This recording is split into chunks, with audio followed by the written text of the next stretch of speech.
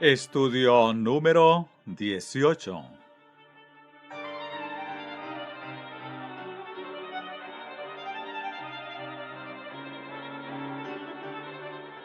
Nuestro estudio tuvo ayer por objetivo que sepamos por nosotros mismos cómo tener la seguridad de poseer la bendición de Abraham, de forma que podamos pedir confiadamente el Espíritu Santo de Dios. Hay más sobre el particular. El Señor nos ha proporcionado mayor evidencia aún, mayor prueba en la que basar nuestra perfecta confianza en Él, en su justicia, mayor evidencia de que es nuestra, de que tenemos la justicia que es por la fe, de manera que podamos pedir en perfecta confianza su Espíritu Santo y agradecer al Señor porque sea nuestro. Recordad, el versículo dice así: Cristo nos redimió de la maldición de la ley, haciéndose maldición por nosotros, pues está escrito: Maldito todo el que es colgado en un madero, para que en Cristo Jesús la bendición de Abraham alcanzara a los gentiles, a fin de que por la fe recibiéramos la promesa del Espíritu. Gálatas 3, versículo 13 y 14. La bendición de Abraham es la justicia por la fe. Hemos de poseerla a fin de poder recibir y tener la promesa del Espíritu, que también viene por la fe. Cuando tenemos la evidencia, la prueba, la perfecta obra de Dios demostrándose en nosotros plenamente, diciéndonos que podemos pedir en perfecta confianza el Espíritu Santo, ¿no será nuestro privilegio que lo recibamos por la fe?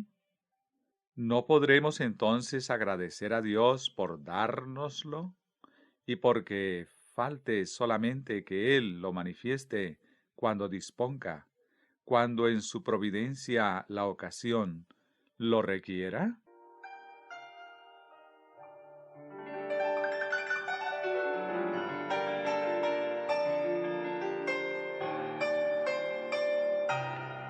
Estudiemos, pues, otra evidencia que el Señor nos ha proporcionado.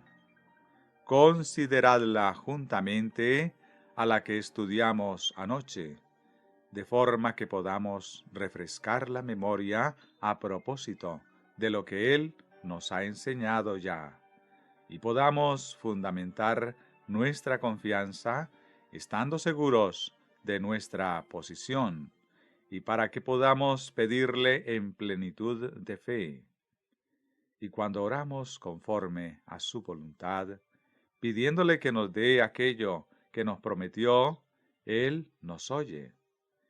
Esta es la confianza que tenemos en Él, que si pedimos alguna cosa conforme a su voluntad, Él nos oye. Y si sabemos que Él nos oye en cualquiera cosa que pidamos, sabemos que tenemos las peticiones que le hayamos hecho. Primera de Juan 5, 14 y 15. Así es como podemos agradecerle por habérnosla concedido. Comencemos en Romanos 5:20. El punto principal, o más bien uno de los puntos principales del estudio de hoy, es la comprensión de cuál es el lugar que ocupa la ley en la justicia por la fe. ¿Qué lugar ocupa la ley de Dios en nuestra obtención de la justicia? Solo mediante Jesucristo. Esto no es más que otra fase de la misma idea que ayer consideramos en cuanto a la prueba que el Señor nos ha dado para que tengamos confianza al reclamar por la fe la promesa del Espíritu Santo. La ley, pues, se introdujo para que el pecado abundara. En otras palabras, según el texto que ya conocéis bien de Romanos 3:20, por medio de la ley es el conocimiento del pecado. ¿Por qué se dio la ley en tablas de piedra? ¿Cuál fue el primer propósito de darlas así? Alguien en la congregación, para mostrarnos lo que es el pecado, para que el pecado abundara, para que hubiera un conocimiento del pecado, para que el pecado se hiciera patente, para que se lo viera tal cual es. Pablo, en el capítulo 7 de Romanos, versículos 12 y 13, expone cuál fue su propia reacción. De manera que la ley a la verdad es santa, y el mandamiento es santo, justo y bueno. Entonces, ¿lo que es bueno vino a ser muerte para mí? De ninguna manera. Más bien, el pecado, para mostrarse como pecado, produjo en mí la muerte por medio de lo que es bueno, a fin de que el pecado, por medio del mandamiento, llegara a ser extremadamente pecaminoso. Así pues, el primer propósito por el que se dio la ley fue el de hacer que el pecado abundara, el de permitir que se lo viera tal como es, extremadamente pecaminoso.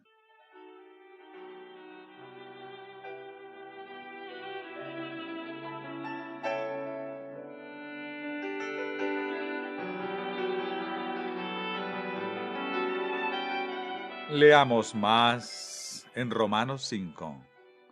La ley vino para que se agrandara el pecado, y donde se agrandó el pecado, sobreabundó la gracia. Versículo 20. Pregunto, ¿vino la ley aisladamente con el único fin de hacer evidente el pecado y nada más que eso? No, dice la congregación. Vino como un medio para conseguir un fin que permite a su vez alcanzar algo que va más allá del conocimiento del pecado. ¿Es así? Sí, responde la congregación. Al agrandarse el pecado, ¿dónde hemos leído que sobreabunda la gracia? En el mismo sitio, dice la congregación. ¿Allí mismo? Sí, dicen los congregados. Dice el texto simplemente que donde el pecado abundó, la gracia también abundó. No, dice la congregación, sobreabundó. Habría sido ya una buena cosa que la gracia abundara allí donde el pecado abundó. Pero sabéis que no es esa la forma en que el Señor hace las cosas. Las hace absolutamente bien. Las hace en toda su excelencia y grandeza. Así, donde se agrandó el pecado, sobreabundó la gracia. Amén, contesta la congregación. Por lo tanto, hermanos, cuando el Señor nos da mediante su ley el conocimiento del pecado, entonces, en ese preciso momento, la gracia es aún mucho más abundante que el conocimiento del pecado. ¿No es así? Congregación. Sí. Seguimos, por medio de la ley, es el conocimiento del pecado. Romanos 3:20. Y hemos visto que cuando la ley proporciona el conocimiento del pecado, en ese mismo momento y lugar, la gracia de Dios es mucho más abundante que el conocimiento del pecado. Ahora bien, cuando la ley proporciona el conocimiento del pecado, ¿quién trae la convicción? El Espíritu de Dios, dice la congregación. Antes de leer el texto que lo confirma, repasemos lo que hasta aquí tenemos. A la luz de lo que hemos leído, ¿qué vamos a obtener tras lograr el conocimiento del pecado? Congregación. Gracia abundantemente.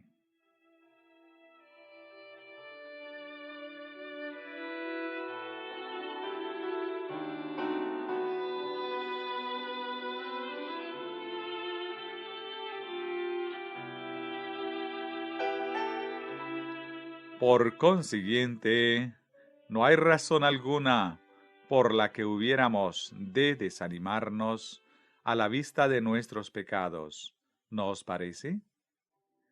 Jamás debiera suceder así.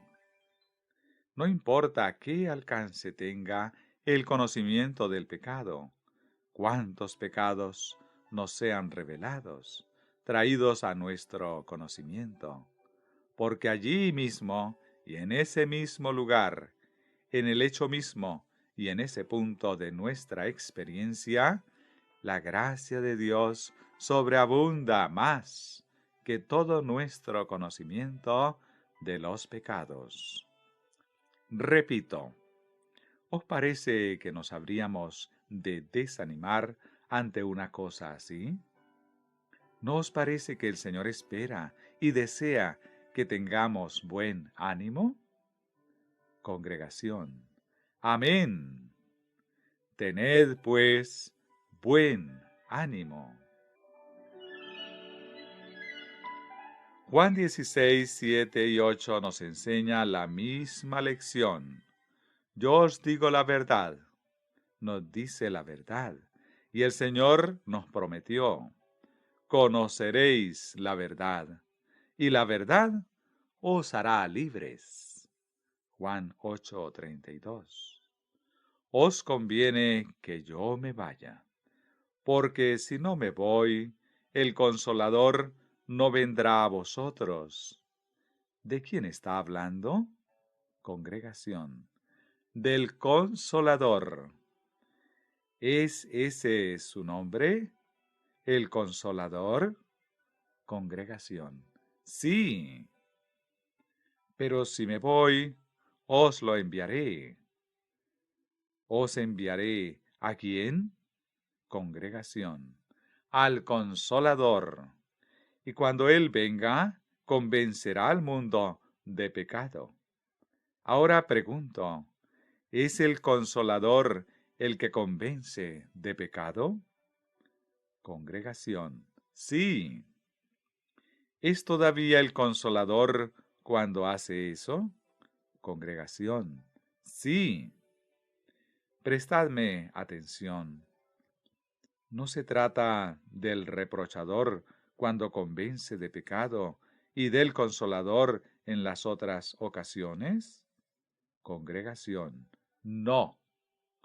Se trata del consolador que reprocha. Gracias a Dios por ello. Gracias a Dios, el consolador reprocha, convence de pecado. Así pues, ¿qué vamos a obtener cuando nuestro pecado es objeto del reproche? Congregación. Consuelo. ¿Qué clase de consuelo? Congregación. El consuelo del Señor. El Señor nos consuela en el preciso momento en que lo necesitamos. ¿Por qué entonces nos habríamos de desanimar ante el conocimiento de nuestro pecado? ¿No se trata de lo mismo que hemos visto en el capítulo 5 de Romanos?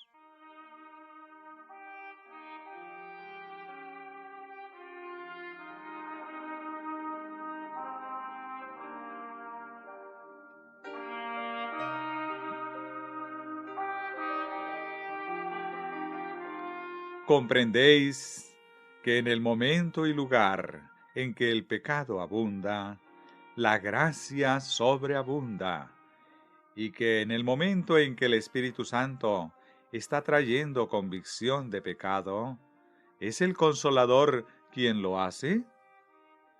¿Comprendéis que tener eso presente significa una victoria eterna sobre Satanás? ¿Obtendrá Satanás alguna ventaja sobre aquel que cree a Dios al pie de la letra? No, Satanás se presenta diciendo: mira, qué pecador que eres.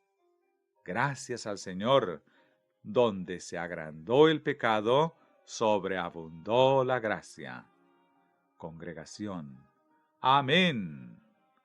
Alguno dirá: tengo una convicción tan profunda de pecado, siento como si nunca antes en mi vida hubiera tenido una convicción tan intensa. Bien, pues cabe dar gracias al Señor, ya que eso significa que nunca antes en nuestra vida habíamos tenido tanto consuelo. ¿Lo comprendéis? Debiéramos alabar al Señor continuamente, porque así sea.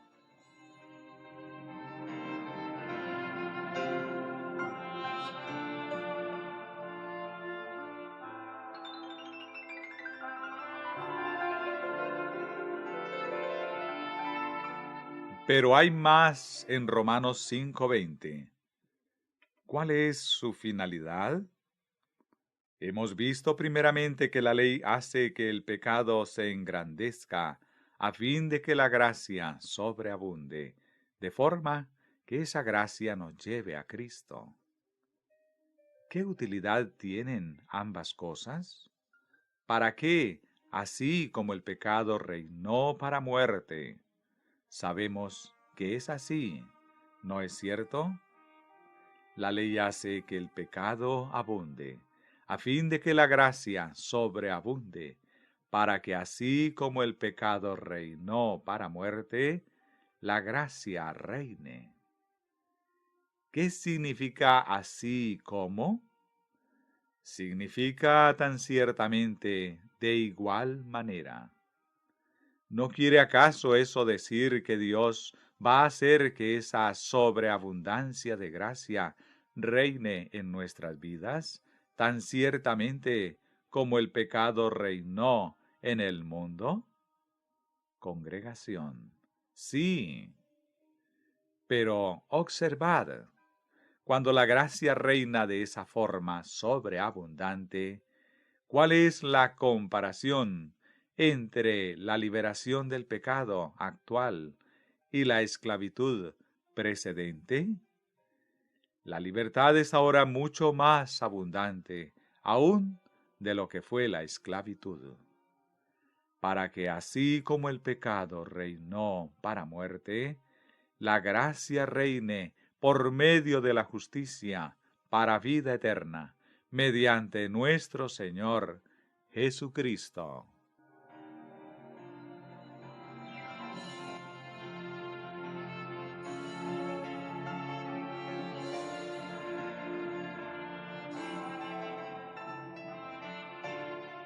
Veámoslo ahora en su conjunto.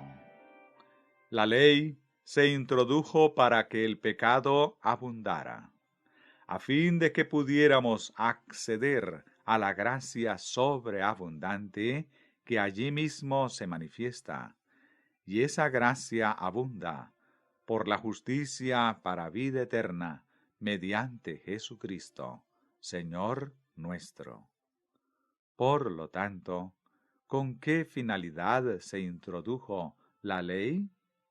Congregación, para llevarnos al Señor. ¿Para qué se introdujo la ley? Congregación, para llevarnos a Cristo. Sí. ¿Lo comprendéis? Por lo tanto, si algún pecador en este mundo utiliza los 10 mandamientos con otro propósito que no sea llevar a Jesucristo, ¿qué tipo de propósito será ese? Congregación. Equivocado. Está pervirtiendo el designio de Dios al dar su ley. ¿No os parece? Congregación. Sí. Emplear la ley dada por Dios al hombre con cualquier otro propósito distinto al de alcanzar a Jesucristo es por consiguiente utilizar la ley de una forma en la que nunca fue la voluntad de Dios que fuera utilizada. Bien, la ley nos lleva a Cristo. No hay duda. ¿Con qué propósito? Congregación, para que seamos justificados. ¿Qué exige la ley de vosotros y de mí? ¿Nos exige algo antes de que lleguemos a Jesucristo? Congregación, exige justicia. ¿Qué clase de justicia? Congregación, justicia perfecta. Justicia. ¿De quién? Congregación. Justicia de Dios. Exclusivamente la justicia que Dios manifiesta en su propia vida, en su proceder. Congregación. Sí. ¿Estará la ley satisfecha con menos que eso de vosotros y de mí? ¿Aceptará algo que sea inferior a eso, aún en el espesor de un cabello? Congregación. No. Si no llegamos por el espesor de un cabello, nos habremos quedado irremediablemente atrás. No lo habremos alcanzado.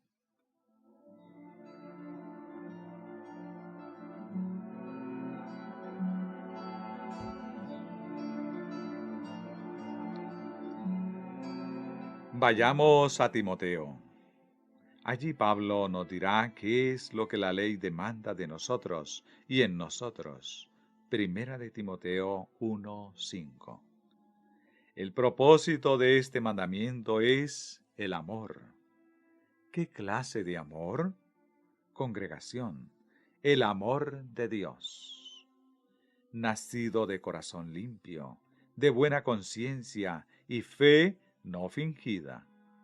Eso es lo que la ley quiere encontrar en nosotros. ¿No os parece? Os va a aceptar a vosotros y a mí, sin que alcancemos lo que pide, sin que tengamos un amor perfecto brotando de un corazón limpio, de buena conciencia y fe no fingida. No, nunca.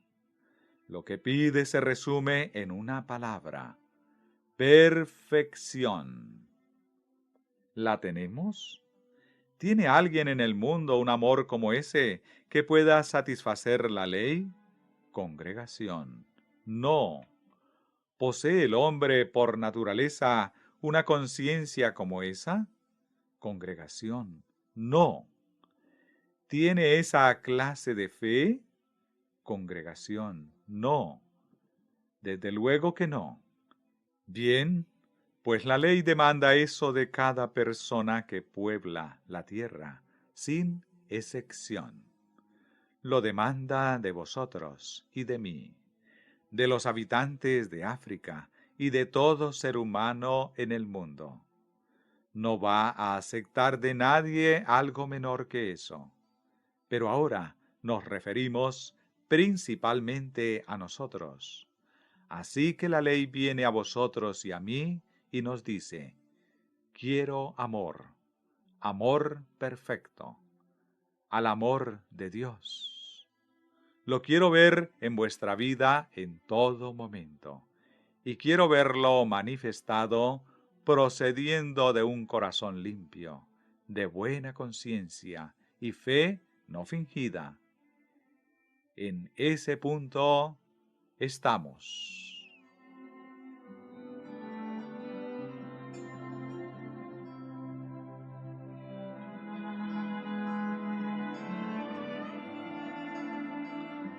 Alguno dirá: desde luego que no lo he alcanzado, pero hice lo mejor que podía. Pero la ley le responde, eso no es lo que yo pido. No pido lo mejor que puedes hacer, pido perfección. Lo que pido no es lo que tú puedes hacer. No es tu justicia lo que pido, sino la justicia de Dios en ti. No es tu obra, sino la obra de Dios en tu vida. Eso es lo que la ley dice a todo ser humano. Así pues, aunque hubiese procurado escaparme, aduciendo que hice lo mejor que podía, no me queda ya nada que responder. ¿No dice la Escritura para que toda boca se cierre? Romanos 3:19. Pero en este punto aparece un silbo apacible, diciendo, aquí tienes esta vida perfecta, es la vida de Dios. Aquí tienes un corazón puro, una conciencia limpia, una fe no fingida. ¿De quién es esa voz? Congregación. De Cristo. Es el Señor Jesús, quien vino y estuvo donde yo estoy, en la carne en la que vivo.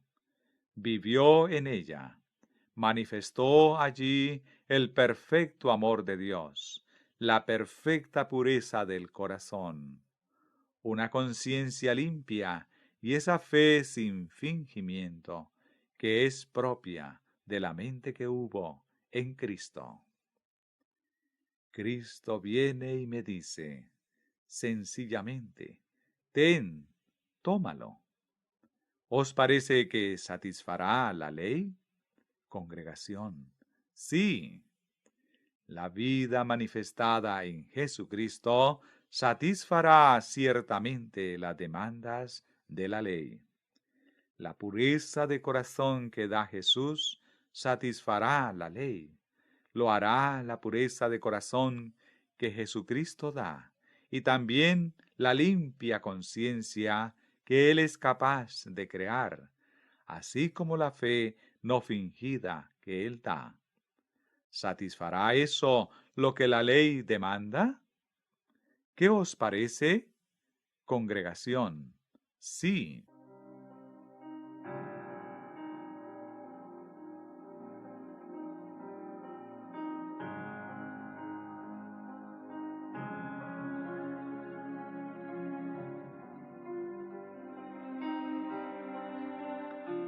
¿Acaso no es eso lo que la ley quiere todo el tiempo?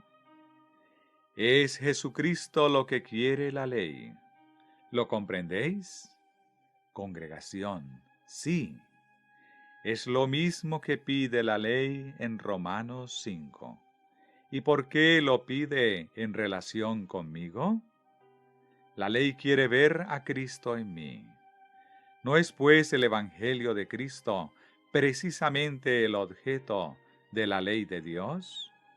¿No es Cristo en vosotros la esperanza de gloria? Colosenses 1:27. Romanos 5, versículo 1 al 5. Justificados por la fe, tenemos paz para con Dios, por medio de Jesucristo, nuestro Señor, y el amor de Dios está derramado en nuestros corazones por el Espíritu Santo que nos es dado. Y se trata del amor supremo. Hechos 15, versículo 8 y 9. Dios, que conoce los corazones, les dio testimonio, dándoles el Espíritu Santo, lo mismo que a nosotros, y ninguna diferencia hizo entre nosotros y ellos, purificando por la fe sus corazones. Se trata del amor de Dios, procedente de un corazón puro.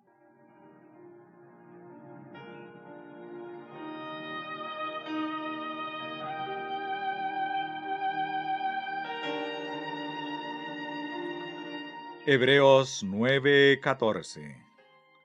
cuánto más la sangre de Cristo, el cual mediante el Espíritu Eterno se ofreció a sí mismo sin mancha a Dios, limpiará vuestras conciencias de obras muertas para que sirváis al Dios vivo? Significa una conciencia limpia.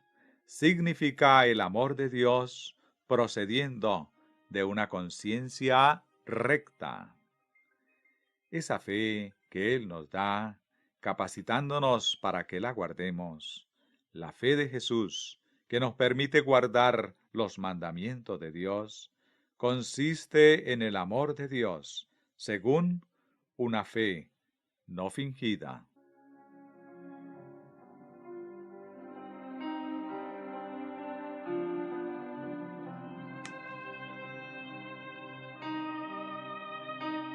El mensaje de la justicia de Dios, que viene por la fe en Jesucristo, nos lleva al perfecto cumplimiento de la ley de Dios, al tiempo que trae a nosotros ese perfecto cumplimiento. ¿Comprendéis que es precisamente ese el único objetivo y finalidad del mensaje del tercer ángel? Congregación, sí, se trata de Cristo. Cristo en su justicia. Cristo en su pureza, en su amor, en su amabilidad. Cristo en su ser entero. Cristo y Cristo crucificado.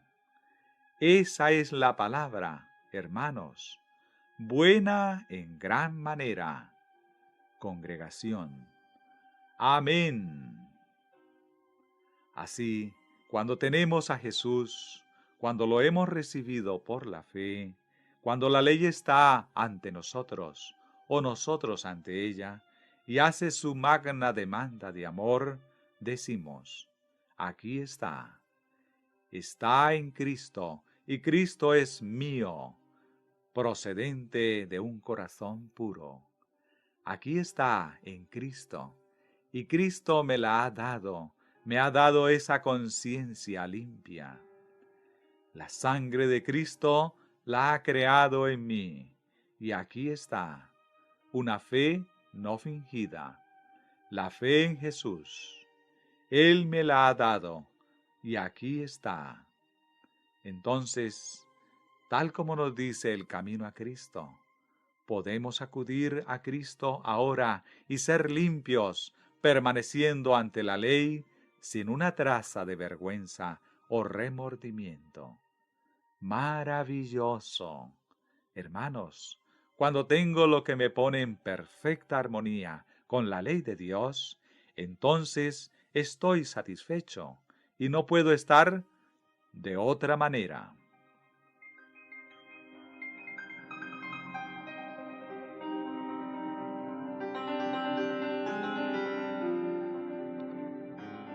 Vayamos ahora al tercer capítulo de Romanos, que describe todo el proceso en su conjunto para todo aquel que quiera simplemente leerlo.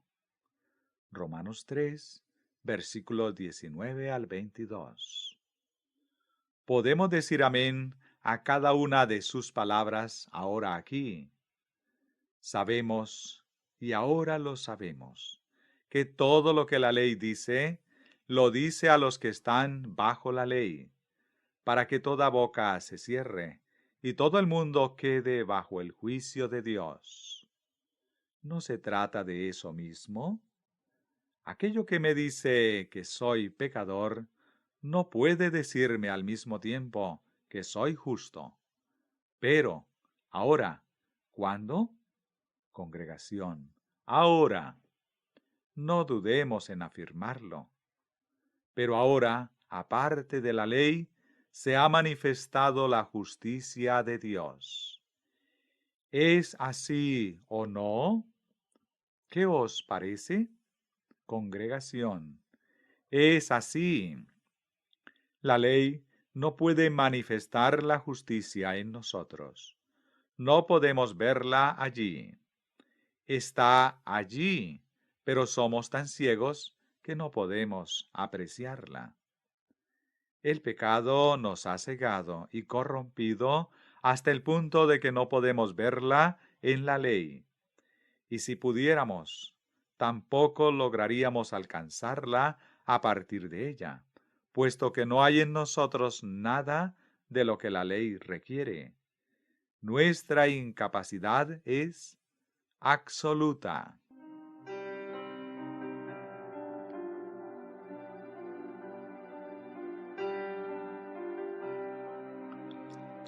Así pues, se ha manifestado la justicia de Dios.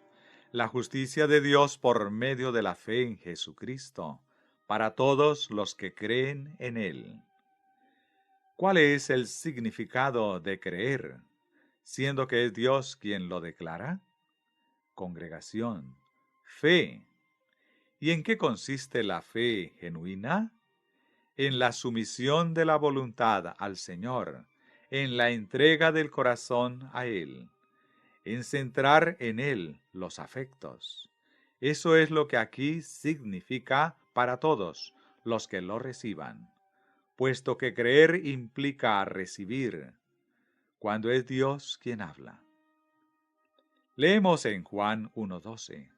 Mas a todos los que lo recibieron, a quienes creen en su nombre, les dio potestad de ser hechos hijos de Dios.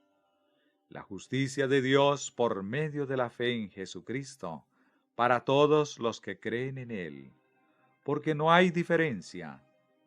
¿Podemos tenerla todos esta noche? ¿Está a nuestro alcance? La tenemos, si creemos.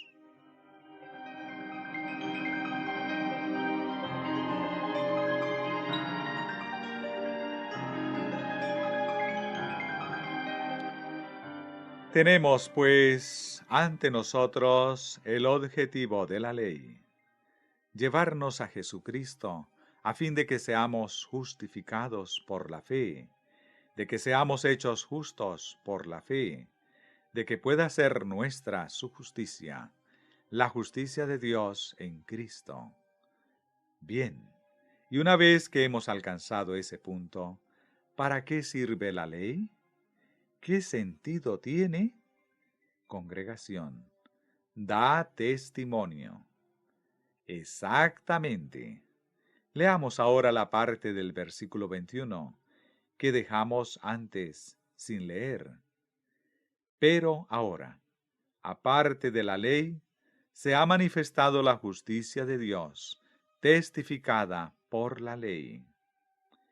Es todo cuanto necesitamos leer por ahora. Así, cuando la ley proporciona un conocimiento del pecado, a fin de que tengamos la abundancia de la gracia que expulsa al pecado, entonces la gracia reina mediante la justicia para vida eterna por Jesucristo. Y la ley permitió que esa justicia de Dios por la fe en Cristo llegara a ser nuestra. El conocimiento del pecado nos ha llevado a Cristo, y lo tenemos a Él, quedando la ley satisfecha en todas y cada una de las demandas que nos hace.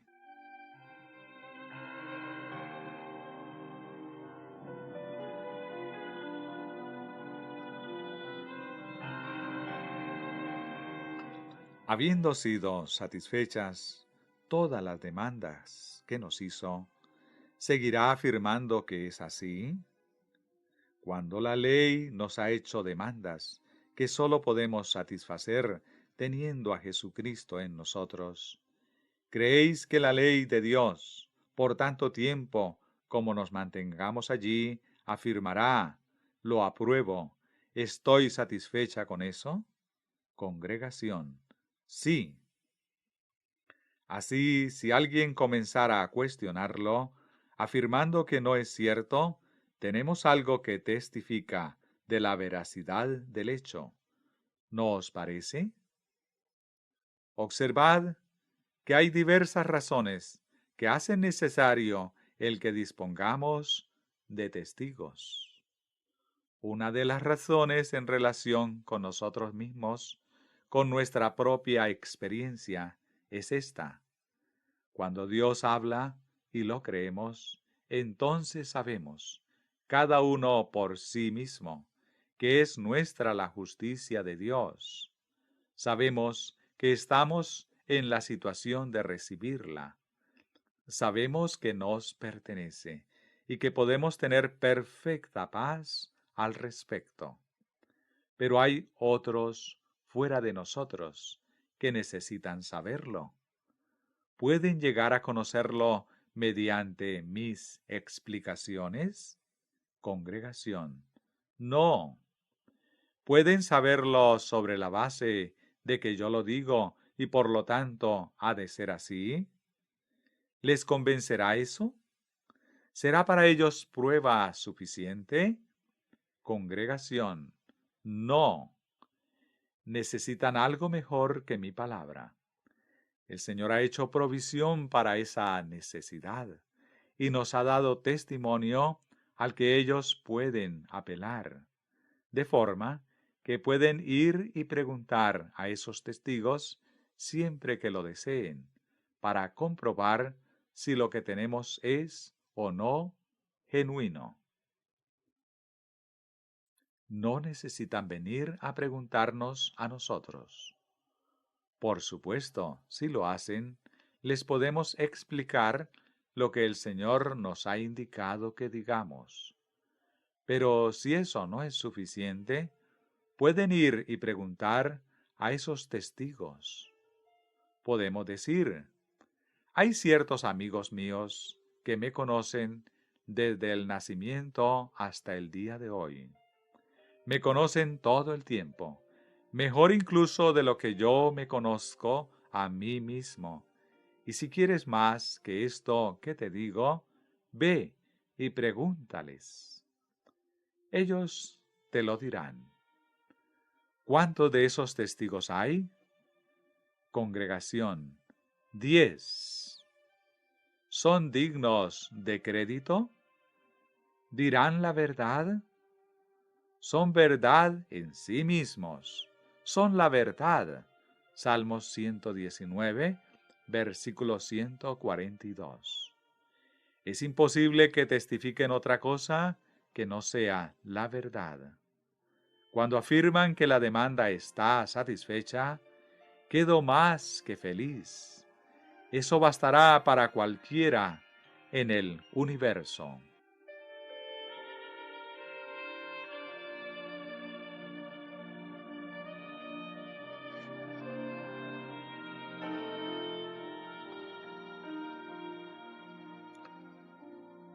Por lo tanto, si alguien profesa creer en Jesucristo y reclama la justicia de Dios que viene al que cree en Él, ¿será su profesión suficiente testimonio para el mundo? Congregación. No. ¿Bastará con nuestras palabras? Congregación. No. Algunos dirán, incluso muchos, creemos en el Salvador. Tenemos el derecho a su perfecta justicia y santificación. No he pecado desde hace 10 años, y la tentación no tiene en mí efecto alguno. Sé que es así. Bien, ¿y cómo lo sabes? Lo siento en el corazón.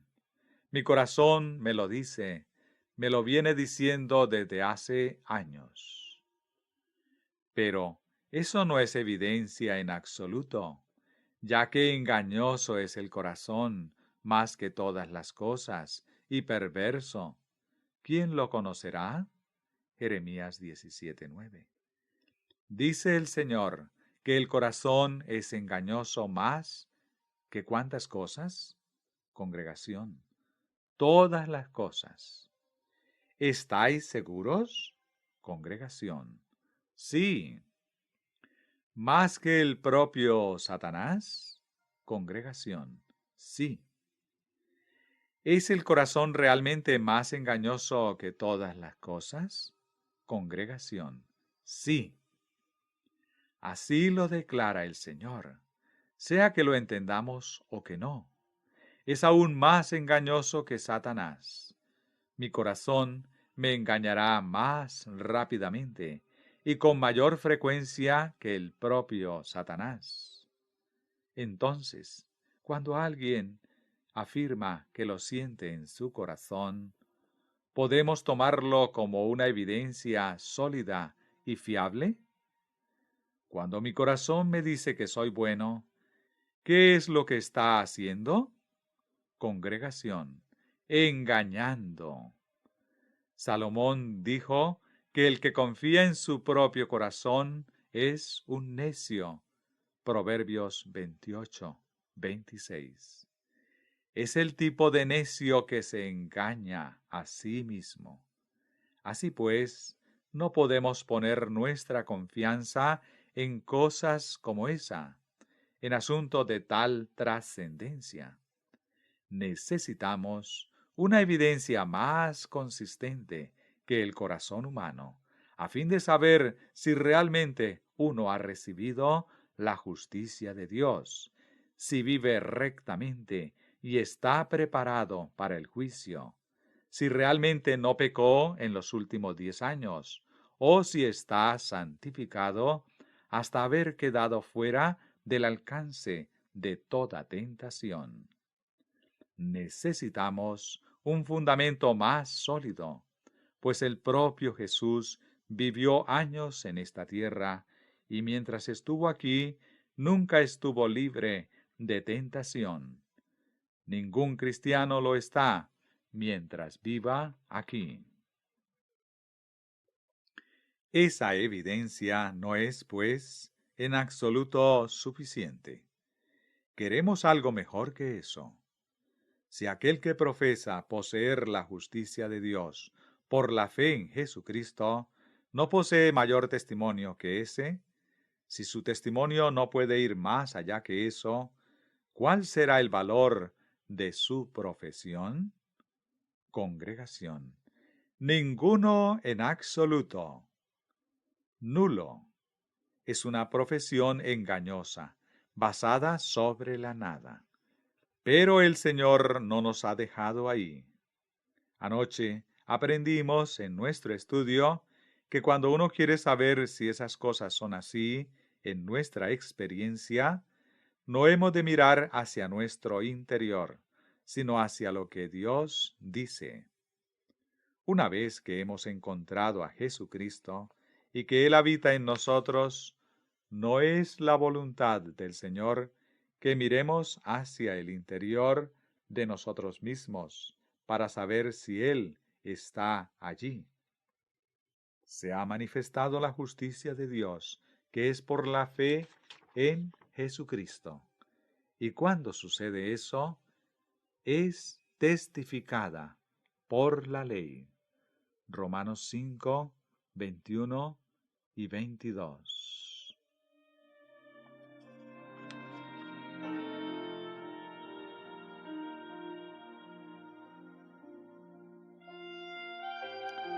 Por lo tanto, la ley sirve primeramente para llevarnos a Cristo, y después de habernos llevado a Cristo, después de haberlo encontrado, sirve para testificar de que es realmente así. En un principio proporciona el conocimiento del pecado, y después da testimonio, testifica de la justicia de Dios que viene por la fe. Por lo tanto, cualquiera que use la ley para cualquier otro propósito que no sea uno de esos dos, ¿qué está haciendo con la ley de Dios? Congregación, pervertirla. Lo pervierte todo al emplear la ley contrariamente a como Dios dispuso. ¿De dónde procede nuestra justicia? Congregación, de Dios. Su justicia de por mí, dijo Jehová. Isaías 54, 17.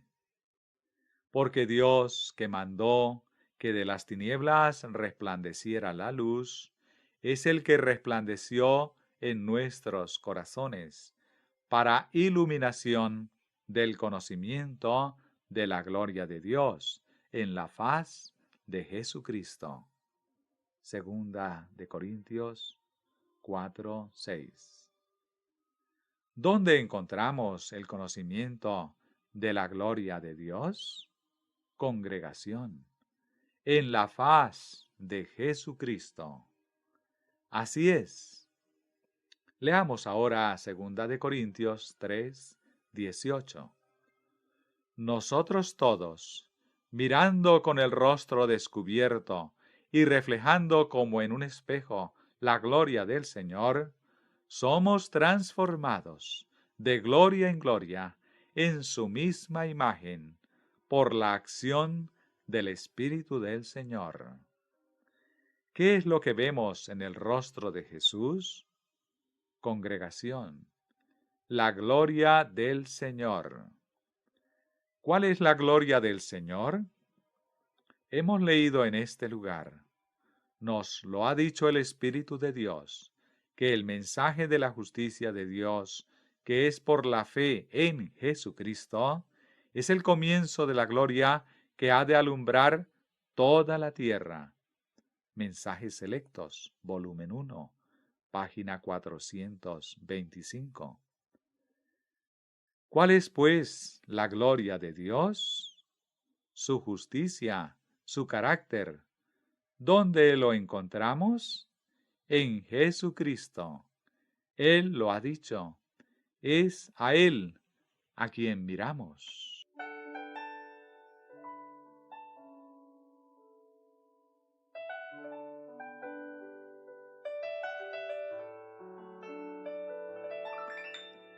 ¿Miramos a la ley para obtener justicia? Congregación. No. Incluso después que hemos sido llevados a Cristo, ¿obtendremos la justicia a partir de la ley? ¿Dónde buscamos la justicia? En la faz de Jesucristo.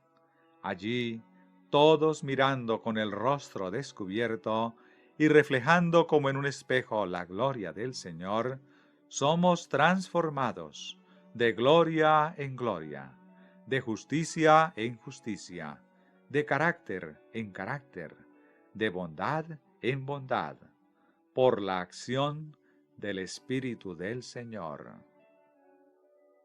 Podéis ver que la justicia de Dios y el Espíritu Santo van siempre de la mano. ¿Comprendéis que cuando obtenemos la justicia que viene por la fe de Jesucristo, la bendición de Abraham, el Espíritu Santo no nos puede ser retenido? No podéis separar los dos, van unidos. Así pues, cuando poseemos eso, y sabemos que es así por la fe en su palabra, el Señor afirma que tenemos el derecho a pedirle el Espíritu Santo y a recibirlo.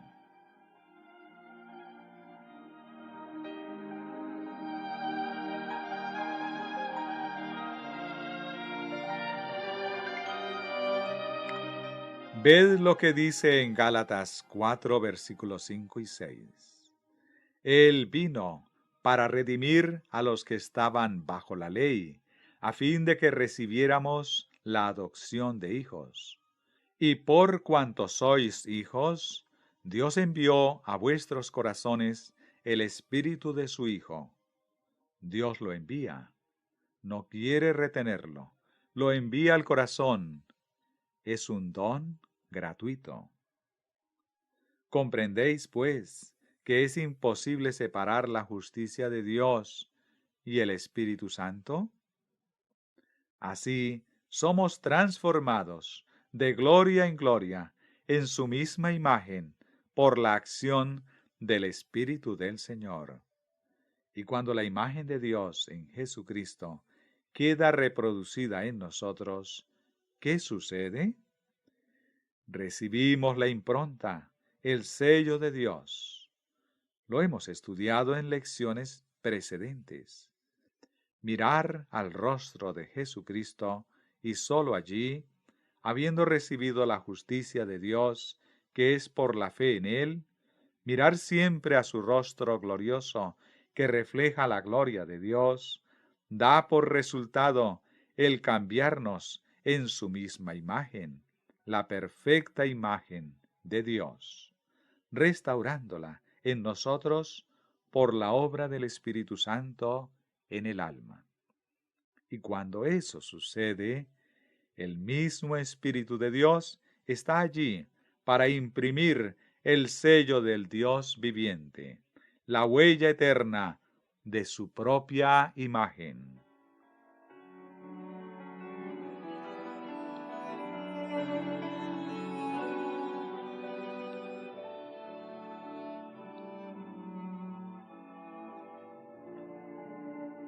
Así, después que hemos ido a Cristo, después de haberlo encontrado, no buscamos la justicia en la ley. ¿Dónde la buscamos? Congregación, en el rostro de Jesucristo. Efectivamente, y mientras miramos su rostro, ¿qué dice la ley? Congregación, lo aprueba. La ley da testimonio, testifica así. Es ahí donde hay que mirar. Eso es lo que quiero que tengáis. Estoy satisfecha, totalmente satisfecha. ¿Qué miran los ángeles en el cielo? ¿No miran a la ley para saber si están en lo correcto? Congregación, miran siempre al rostro del Padre. Sus ángeles en los cielos ven siempre el rostro de mi Padre que está en los cielos. Mateo 18:10. Así pues, ¿de dónde procede la justicia de los ángeles? Congregación, de Dios. De Dios mediante Jesucristo. ¿Y qué hace la ley en el trono de Dios como fundamento de su trono? ¿Qué hace allí el ejemplar original de su ley?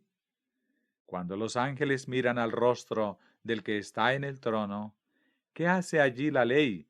Esa ley que no fue jamás cambiada por el hombre, ni puede serlo. Testifica de la justicia de Dios, que ellos obtuvieron aparte de la ley.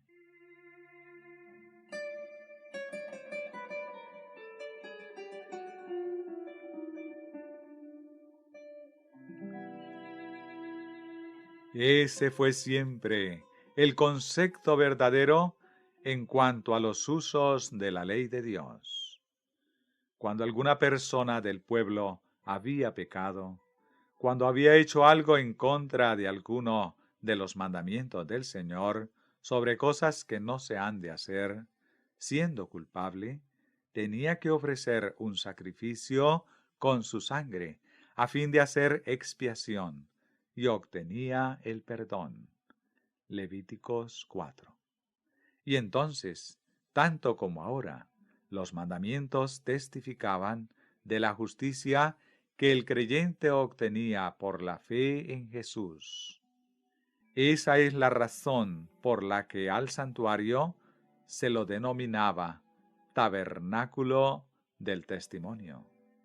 Números 17:7 y 8.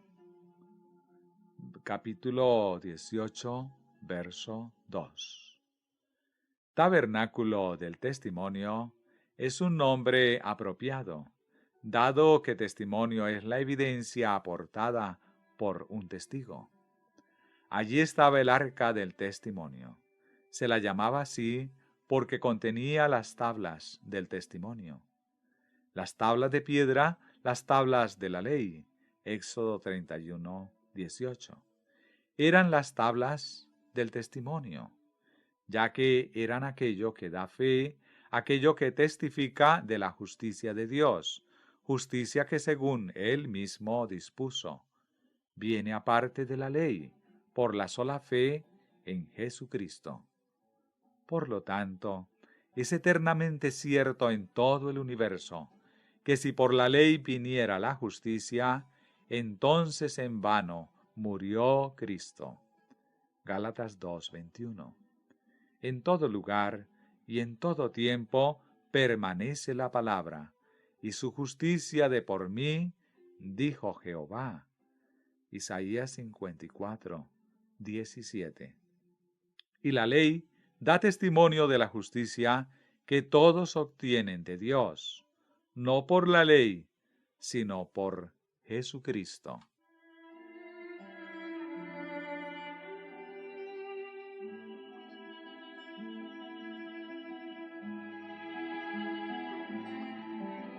No es pues cierto que si un hombre o un ángel emplearan la ley de Dios para otro propósito que no fuese uno u otro de los dos nombrados, estaría pervirtiendo totalmente la ley al darle un uso que Dios jamás previó. Hemos visto que la justicia de Dios, que es según la fe de Jesucristo, es plenamente satisfactoria. Lo satisface todo. ¿Y por cuánto tiempo? Congregación. Por siempre. Satisface totalmente, ahora y por siempre. Así pues, podemos saber por nosotros mismos que nos pertenece, según las evidencias que Dios nos enseñó la noche pasada, y podemos tener plena seguridad de ello. Y toda persona en este mundo puede saber que la poseemos mediante el testimonio que Dios ha dado. Eso nos preparará para el sello de Dios, la justicia de Dios, a fin de que mediante ella podamos ser transformados de gloria en gloria en su misma imagen. Y una vez que eso se haya completado, ¿qué viene después? ¿Qué testifica de ello? Congregación. El sábado del Señor. El sábado testificará de esa obra completa, acabada.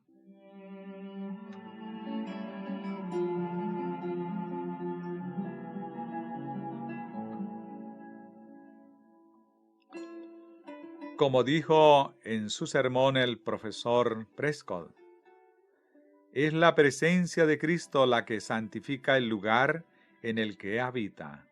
Y cuando la presencia de Cristo está allí en su plenitud, ¿qué cabe decir de ese lugar? Que está santificado.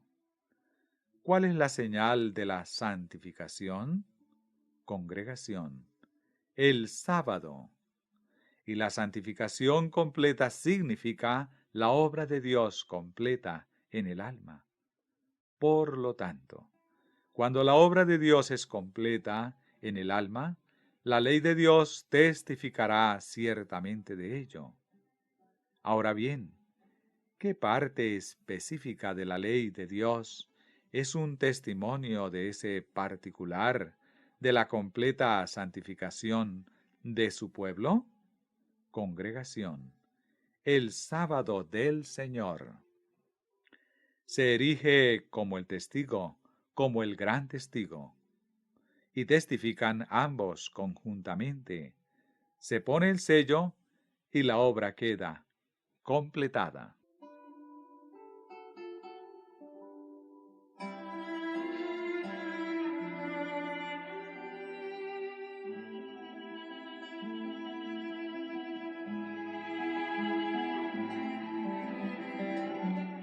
Hermanos, ¿habríamos de quedar sin el sello de Dios? ¿Acaso no estamos ahora en el tiempo del sellamiento? Congregación, sí. Y viene mediante la justicia de Dios, que es por la fe de Jesucristo. Una vez que se ha recibido el sello, entonces podremos resistir en el tiempo de las plagas. Podremos resistir todas las tentaciones y pruebas de Satanás, aunque obre con todo poder, señales y maravillas. La promesa es: por cuanto has guardado la palabra de mi paciencia, yo también te guardaré de la hora de la prueba que ha de venir sobre el mundo entero para probar a los que habitan sobre la tierra. Apocalipsis 3:10. Y después, la entrada en la ciudad celestial. Gracias sean dadas al Señor. Las pruebas por las que hemos de pasar están ante nosotros. Pero hermanos, cuando tenemos la justicia de Jesucristo, tenemos lo que soportará cualquier prueba. En ese día habrá dos grupos. Ante la puerta cerrada, algunos querrán entrar y dirán: Señor, ábrenos, queremos entrar. Alguien les preguntará: ¿qué habéis hecho para entrar aquí?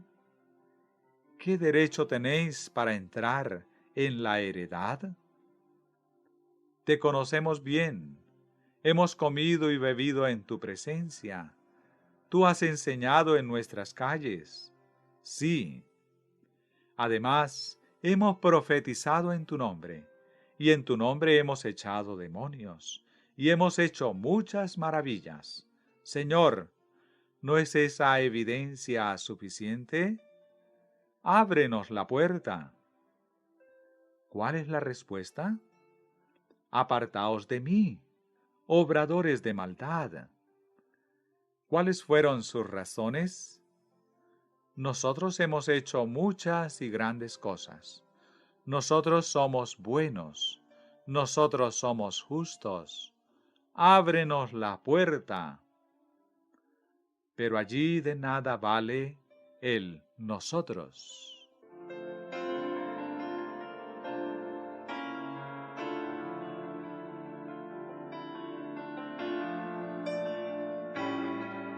Habrá otra compañía en ese día, una gran multitud que nadie puede contar, de entre toda nación, tribu, lengua y pueblo, dispuesta a entrar por las puertas.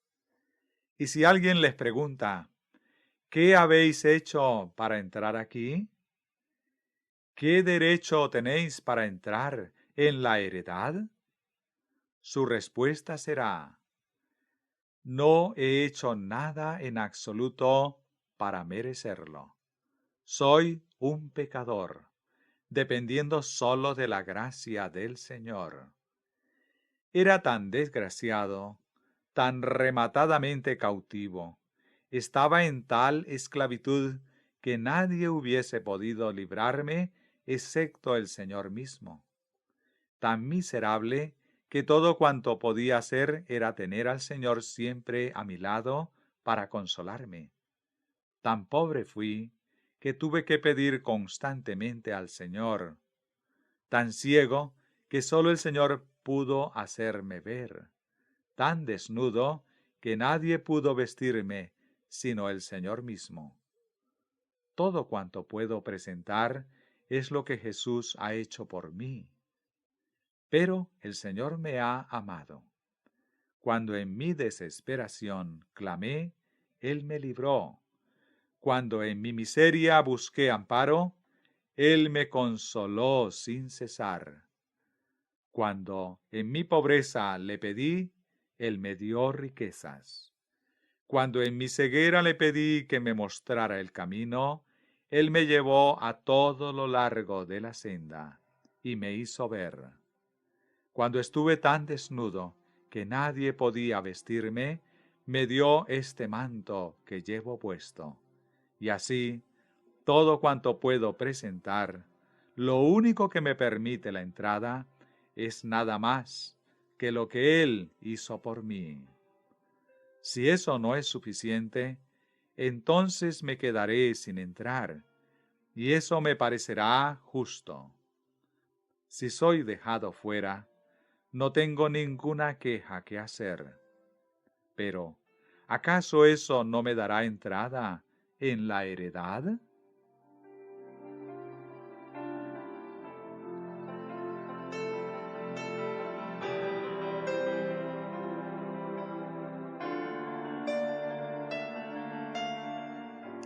Una voz dice: hay personas muy particulares aquí, y querrían estar satisfechas con cada uno de los que entran.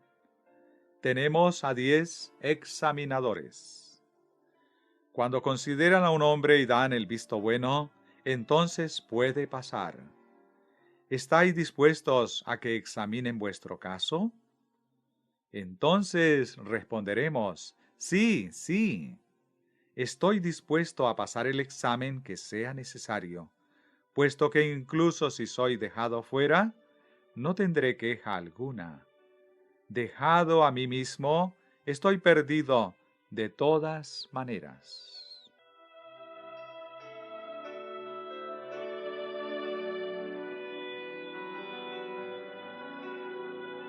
Está bien, llamaremos a los 10.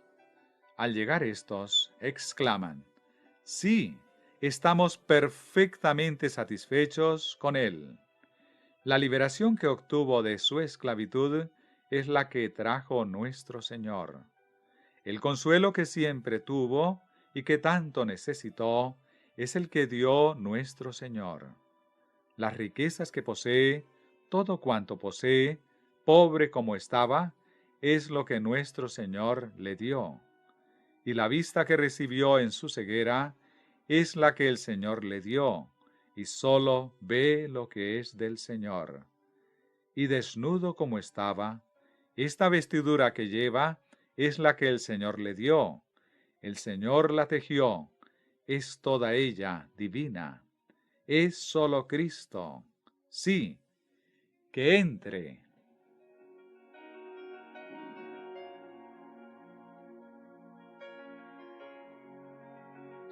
En ese punto del sermón, de forma espontánea, 2 o 3 en la sala se pusieron en pie y comenzaron a entonar un himno, al que toda la congregación se añadió enseguida. La letra dice así: Jesús pagó el precio, todo lo debo a Él. El pecado había dejado una mancha carmesí, Él la hizo blanca como nieve.